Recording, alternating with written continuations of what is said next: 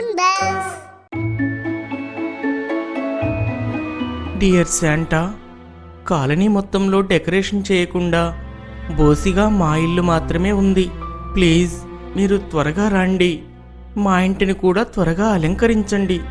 Modern కాలనీలో రాజు తన తల్లిదండ్రులతో కలిసి నివసించేవాడు. వారు ఒక చిన్న ఇంట్లో ఉండేవారు. క్రిస్మస్ పండుగ కోసమని మమ్మీ తనకి కొత్త బట్టలు కొనిచ్చింది. అవి వేసుకుని రాజు చాలా సంతోషించాడు. తర్వాత బయటికి వచ్చి చూస్తే అందరి ఇళ్లలో డెకరేషన్ పనులు మొదలయ్యాయి.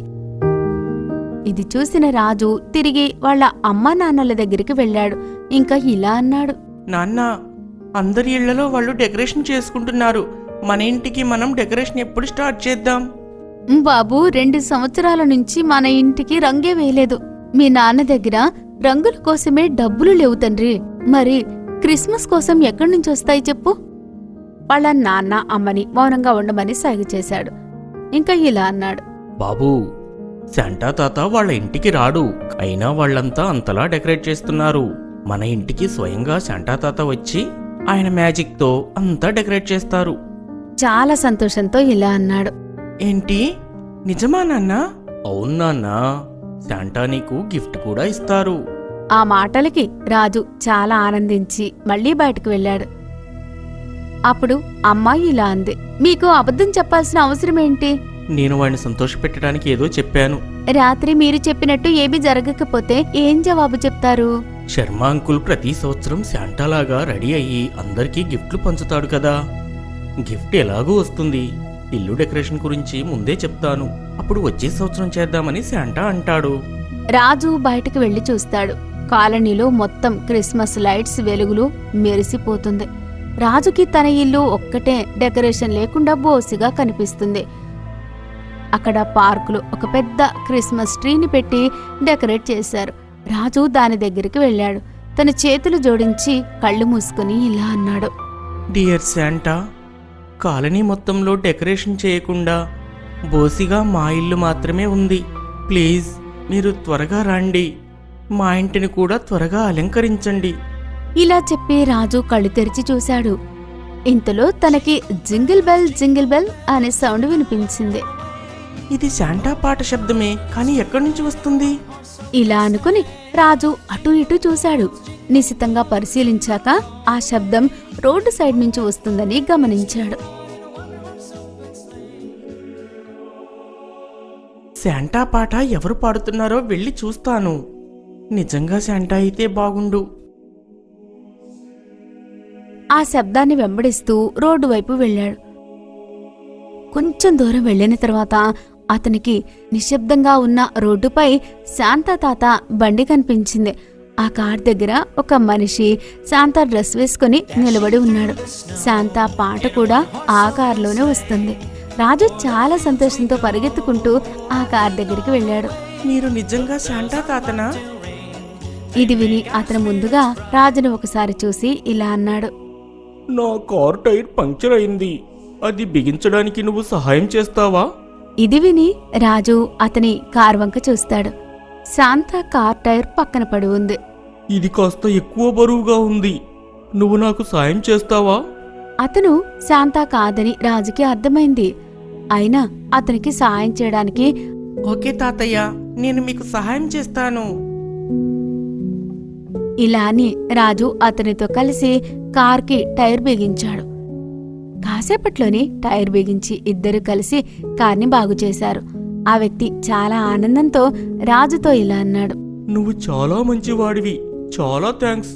తర్వాత ఆ వ్యక్తి కార్లో ఎక్కి కూర్చున్నాడు. అంకుల్, పిల్లలకి గిఫ్ట్ ఇవ్వటానికి శాంటా తాత నిజంగానే వస్తాడా? ఇది విని అతను నవ్వుతూ, నీలాంటి మంచి పిల్లల్ని కలవడానికి శాంటా తప్పకుండా వస్తాడు. మంచి మనసుతో పిలిస్తే తప్పకుండా వస్తాడు. ఇలా చెప్పి ఆ వ్యక్తి కార్ని ముందుకు తీసుకెళ్లిపోయాడు. కాసేపైన తర్వాత ఆ కారు మాయమైపోయింది. ఇంకా రాజు తన కళ్ళు మూసుకుని చేతులు జోడించి శాంతాని ప్రార్థించాడు. డియర్ శాంటా, ప్లీజ్ నా దగ్గరికి వచ్చి నా ఈ చిన్న కోరికను తీర్చండి, ప్లీజ్. ఇలా అని వెంటనే రాజు ఇంటి వైపుకు వెళ్ళాడు. ఇంటికి వెళ్లి రాజు వాళ్ళ నాన్నని ఇలా అడిగాడు. నాన్న, శాంటా తాత ఎప్పుడు వస్తారు? ఇప్పటికే చాలా రాత్రి అయింది. మీరు నాతో అబద్ధం చెప్పారు. లేదు బాబు, పిల్లలకు గిఫ్ట్స్ తేవడానికి శాంటా కొంచెం లేట్ అయి ఉంటాడు.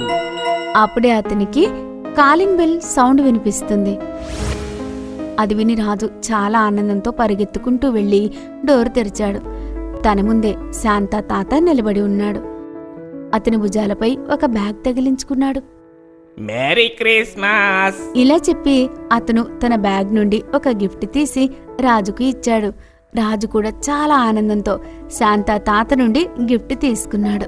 థ్యాంక్ యూ శాంటా తాత. మీ మ్యాజిక్తో మా ఇంటిని మొత్తం డెకరేట్ చెయ్యండి. ఇది విని శాంతా రూపంలో అక్కడికి వచ్చిన శర్మ అంకుల్ ఇలా అన్నాడు.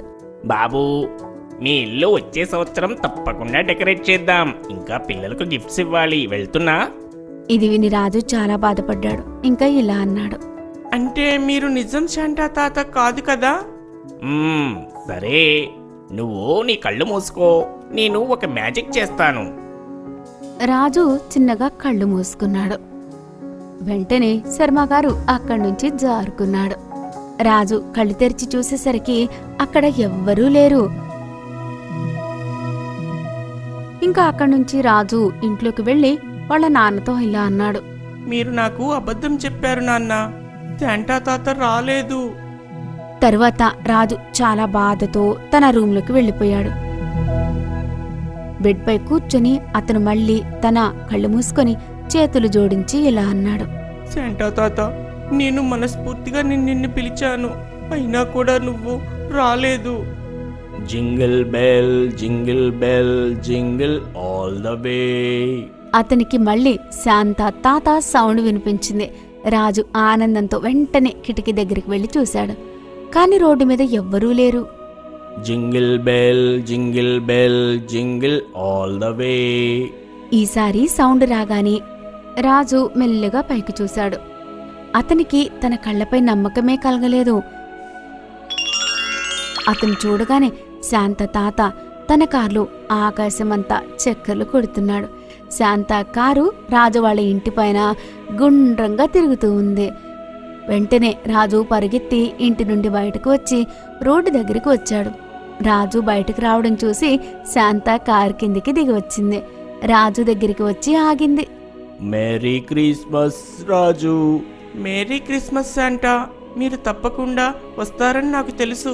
రాజు చాలా ఆనందంతో ఇలా అన్నాడు. శాంత కూడా నవ్వుతూ ఇలా అన్నాడు.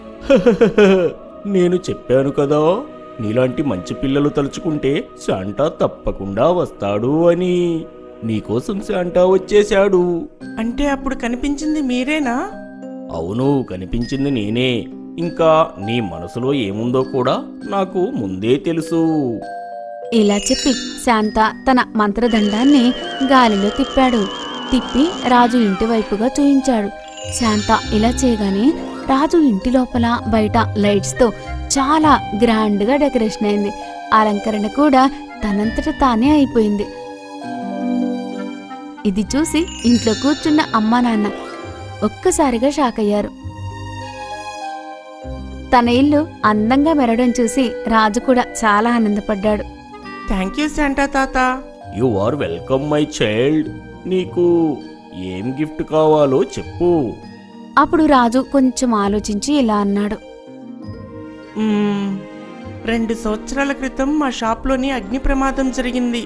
నాన్నకు చాలా నష్టం వచ్చింది. అప్పట్నుంచి మా వ్యాపారం ఏమీ బాలేదు. నాన్న బిజినెస్ మళ్ళీ ముందులాగా జరిగేలాగా చెయ్యండి చాలు. అలాగే అవుతుంది. శాంత తన మంత్రదండాన్ని గాలిలో తిప్పుతూ ఇలా అంటాడు. రేపు మీ నాన్న షాపు తెరవగానే ఆ షాప్లో ఇలాంటి బంగారు మంత్రదండమే అక్కడ కూడా కనిపిస్తుంది. దానిని అమ్మేసిన తరువాత మీ నాన్న షాపు కూడా చాలా బాగా నడుస్తుంది. మంచి లాభాలు కూడా వస్తాయి. చాలా థ్యాంక్స్ తాత. ఇలా అని శాంత మళ్ళీ ఒకసారి మేరీ క్రిస్మస్ చెప్పాడు. తిరిగి తన కార్ గాలిలో ఎగిరించుకుని చందమామ వైపుగా వెళ్తాడు.